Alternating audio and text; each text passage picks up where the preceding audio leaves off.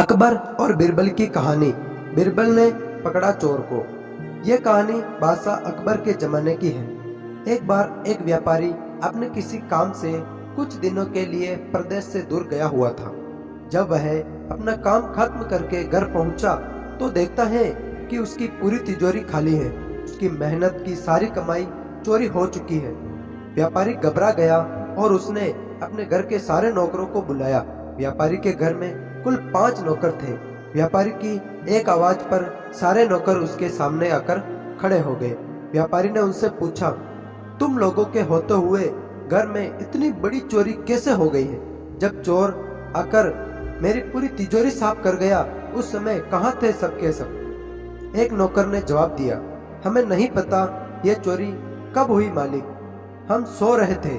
उसकी यह बात सुनकर व्यापारी गुस्से से आग बबूला हो उठा और बोला, मुझे तो लगता है कि तुम 5 में से ही किसी एक ने चोरी की है।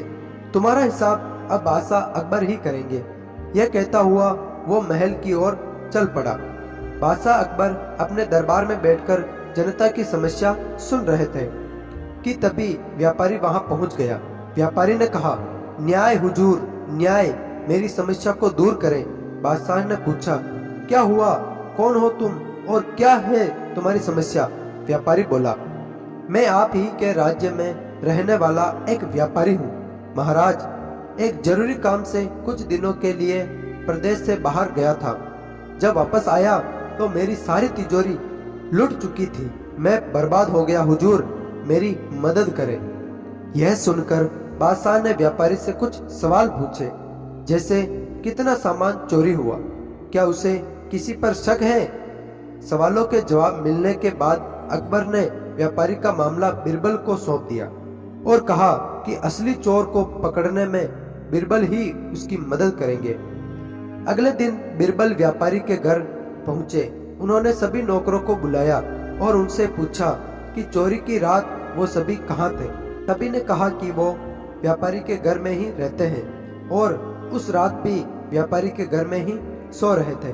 बिरबल ने उनकी बात मान ली और कहा, आप सभी को परेशान होने की जरूरत नहीं है।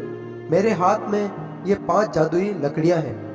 मैं आप सभी को एक एक लकड़ी दूंगा।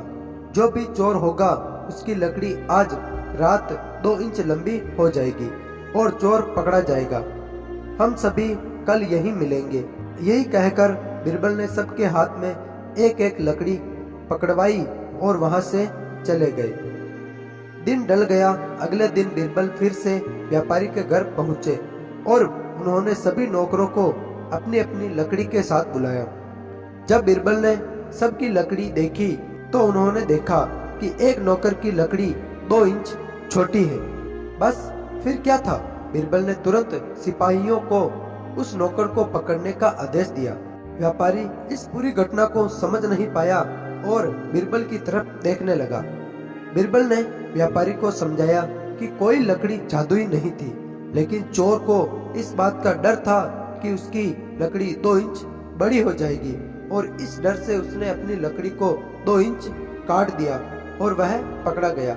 व्यापारी बिरबल की चतुराई से बहुत प्रभावित हुआ और उसका धन्यवाद किया। इस कहानी से सीख, बिरबल ने चोर को पकड़ा। कहानी से हमें यह सीख मिलती है कि गलत काम चाहे जितना भी चतुराई से किया जाए, लेकिन वो सभी की नजरों में आ जाता है और उसका अंजाम हमेशा ही बुरा ही होता है। मिलता है नेक्स्ट वीडियो में, तब तक के लिए जय हिंद, जय भारत।